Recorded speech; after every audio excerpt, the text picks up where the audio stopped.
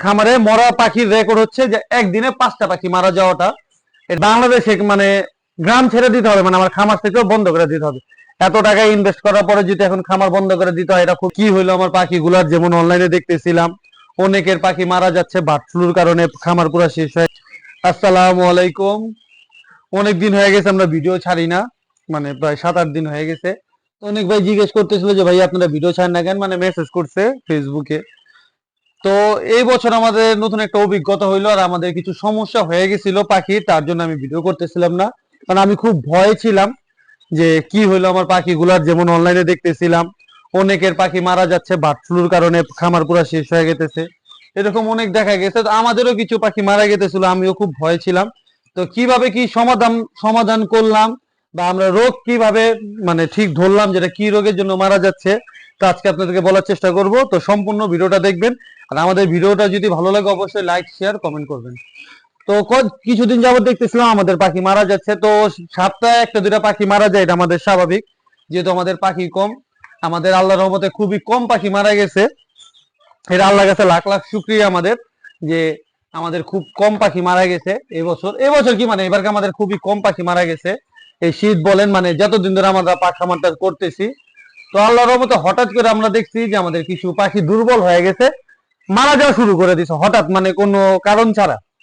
তো হঠাৎ করে মারা যাওয়ার কারণটা কি, আমি তো ভয় পেয়ে গেছিলাম, কারণ আমরা অনলাইনে দেখতেছিলাম যে বার্ড ফ্লুর কারণে সবার খামারে পাখি মারা যাচ্ছে, খামার ধ্বংস হয়ে গেছে, মানে শেষ হয়ে গেছে, অনেকে পাখি বিক্রি করে ফেলছে।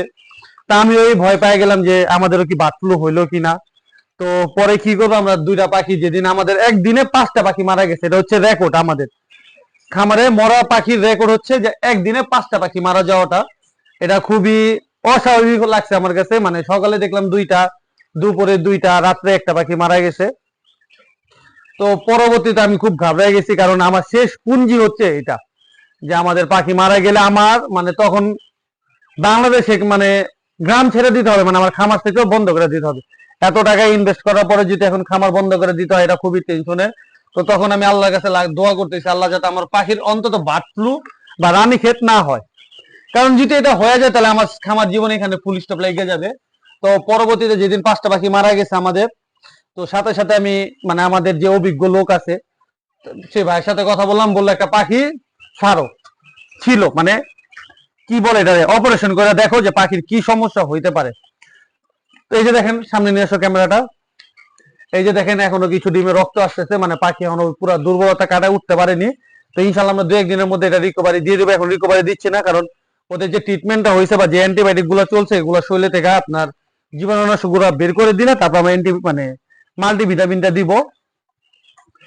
পরে আমরা পাখিটারে মাঝখানটা ফাড়ছি, ফাইরা প্রত্যেকটা জায়গা, পেটের ভিতরে, শরীরের উপরে কোনো স্পট আছে কিনা কিছুই পাচ্ছিলাম না।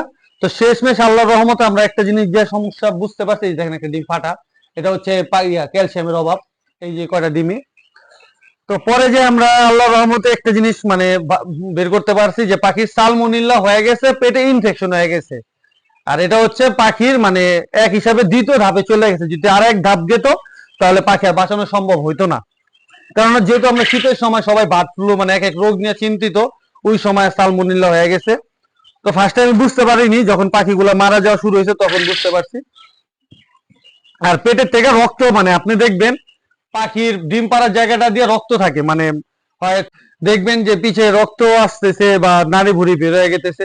মানে আপনি সিমটমটা বুঝবেন কিভাবে, যে ডিম পাড়ার পরে মানে পিছের যে জায়গাটা বা ডিম পাড়ার যে জায়গাটা নর্মাল হয়ে যায় না, এটা নর্মাল হবে না। মানে দেখা যাবে একটু ডিম পাড়ার অংশ বের হয়ে রয়েছে, বা লাল একটা চামড়া বের হয়ে রয়েছে, বা আপনার মানে আপনি দেখলে বুঝতে পারবেন। আমি আপনাদেরকে দেখাই একটা পাখি, দাঁড়ান এই ডিমটা উঠাই নি। আমাদের এখানে এখন একটা ইনফেকশন পাখি আছে, যার অবস্থা খুবই ভয়াবহ। আসো, ক্যামেরাটা নিয়ে আসো। এই যে দেখো এই পাখিটা, এদিকে আমি দেখাই।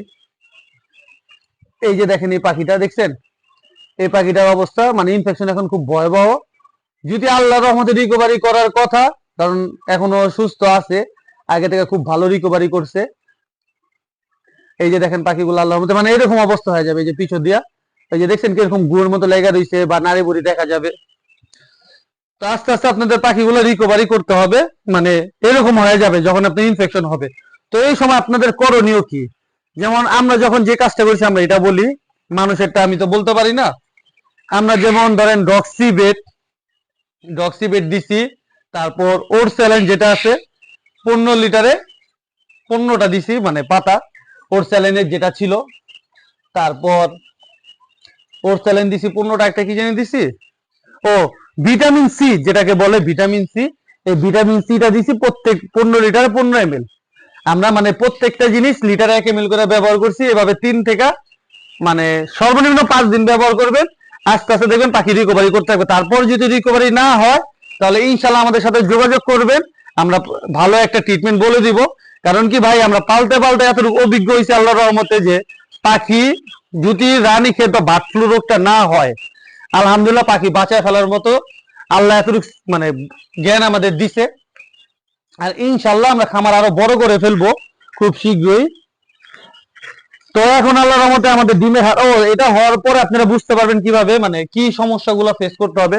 আপনাদের আস্তে আস্তে ডিমের হার কমে যাবে, আস্তে আস্তে ডিমের হার কমবে, দেখবেন পাখি ঝিমায় রয়েছে একটা, মানে মুরগি ঠান্ডা লাগলে যেরকম বসে থাকে চুপচাপ, খাবার কম খাইতেছে, ডিম কম পারতেছে, পাখি মারা মারা তো যায় একবার শেষে যখন ইনফেকশনটা বেশি হয়ে যায় তখন। এছাড়া কিন্তু দেখবেন আপনার পাখির খাবার দাওয়া কমাই দিতেছে, ডিম পাড়াও কমাই দিতেছে। তো ওই সময় আপনাদের বুঝতে হবে যে আপনার পাখির কোনো সমস্যা হয়েছে। আর সমস্যাটা অনেক সময় মানে সালমোনেল্লাই হবে, যেটা কোনো কথা না, অন্যান্য রোগ হইতে পারে, ঠান্ডা হইতে পারে, বা রানীক্ষেত হইতে পারে, বা কোনো ব্যাকটেরিয়া অ্যাটাক করতে পারে। এগুলো বুঝতে হবে, যদি বুঝতে পারেন তাহলে আপনি খামার করে সফলতা পাবেন। আর নিজের ডিম নিজের বিক্রি করতে হবে। আর এই কদিন আমরা এই সমস্যার জন্য কোনো ভিডিও করতে পারিনি, যার কারণে আমরা কোনো আপডেট দিতে পারিনি। আর এখন যেহেতু আল্লাহর রহমতে আমাদের খামার এখন একটু সুস্থ আছে, তো এরপর আমরা কি রিকভারি দিব সেই ভিডিওটা আপনাদেরকে দেখাই দিব ইনশাল্লাহ। তো সবাই আমাদের জন্য দোয়া করবেন, আমাদের পেজটা লাইক শেয়ার কমেন্ট করবেন। আসসালামু আলাইকুম।